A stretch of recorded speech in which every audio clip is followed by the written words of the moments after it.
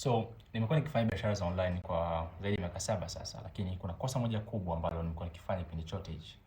Na kosa hili lilikosti parefu sana. Na huenda you're also doing the same mistake. So, today I'll share it with you. So, kwa muda mrefu sana nimekuwa nikiavoid kamera. Nimeavoid kukaa mbele ya kamera na kujirekodi kama hivi. Na kosa hili limenikosti parefu sana. Nimechelewesha kuuza personal brand yangu, nimechelewesha kuuza biashara zangu, nimechelewesha kuuza connections na watu mbalimbali. Na kwa visingizio vingi ambavyo havina maana. Vitu kama I don't know, kujihisi kwamba I'm not a camera guy, self doubts na vitu vingine.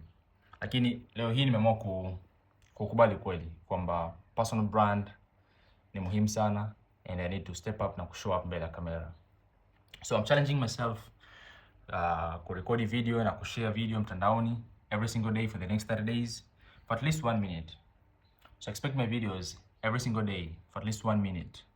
And if kama nawe pia una challenge kama hii au unajidoubt kushow up kwenye kamera kama hivi, I'm also challenging you to do the same thing. Chukua simu, jirekodi, share experiences, knowledge na your life for the next 30 days. I'm sure baada ya hapo hautakuwa the same person, utakuwa tayari umeshapiga hatua. See you.